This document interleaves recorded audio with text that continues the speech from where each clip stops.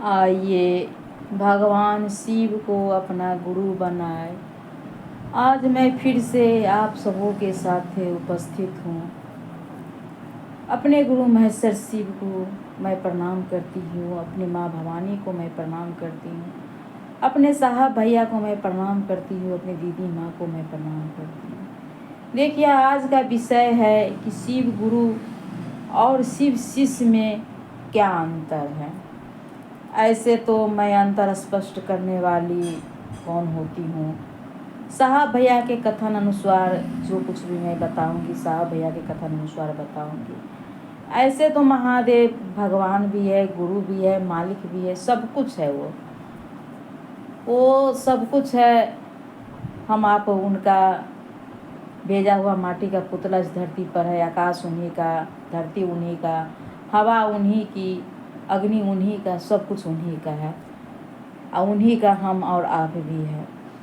तो मेरे साहब भैया कहते हैं कि भक्ति, भगवान को, उसी शिव को पूजा करने के लिए भक्ति रूप में जाते हैं और उसी शिव को गुरु मानकर शिष्टता में जाते हैं। तो दोनों में अंतर है। मेरे साहब भैया कहते हैं कि दोनों में अंतर है। तो दोनों में अंतर क्या है?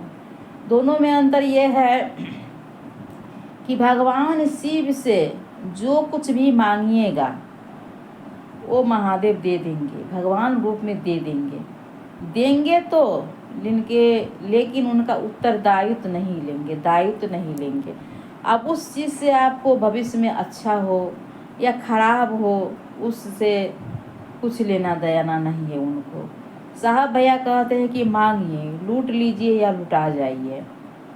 यही कहते हैं साहब भैया। भगवान रूप में महादेव देते हैं और शिष्य रूप में, गुरु रूप में शिष्य को महादेव, अगर आप कुछ मांगिएगा महादेव से और आपके लिए वो अच्छा नहीं होगा, हित में नहीं होगा, तो आपको गुरु नहीं देंगे।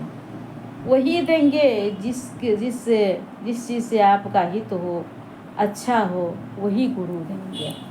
तो अपने शिष्य का दायित्व लेते हैं महादेव, उत्तरदायित्व लेते हैं, भविष्य का भी उत्तरदायित्व लेते हैं। तो यही है शिव भगवान और शिव गुरु में अंतर। मेरे साहब भैया कहते हैं। अब मैं भी अनुभव करती हूँ, अपने गुरु महादेव को गुरु बनाकर मैं भी अनुभव की हूँ कि जब शिष्य रूप में आइएगा ना, शिष्य बनिएगा ना, तब मांगना ही भूल जाइएगा। कुछ मांगते रहिएगा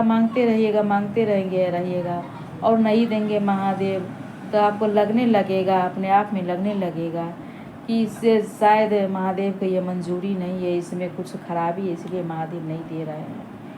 तो ये बात हम लोग समझ गए हैं, समझते हैं। इसीलिए हम साहब भैया कहते हैं कि सिर्फ दया मांगिए, महादेव से कुछ मत मांगिए, सिर्फ दया मांगिए और महादेव की चर्चा कीजिए और नमः शिवाय का जाप कीजिए।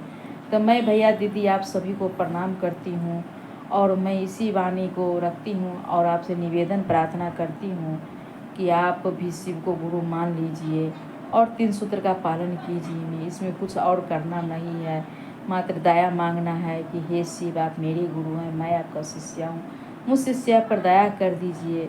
और दूसरा सूत्र है अपने गुरु महादेव की चर्चा, अपने गुरु महादेव की बात करना। गप सप का मास्टर तो हम लोग है, ये है, आप भी है, हम भी है गप सप का।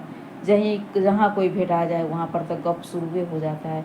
उसी गप में शिव गुरु की बात को घुसा दीजिए और बात कर दीजिए।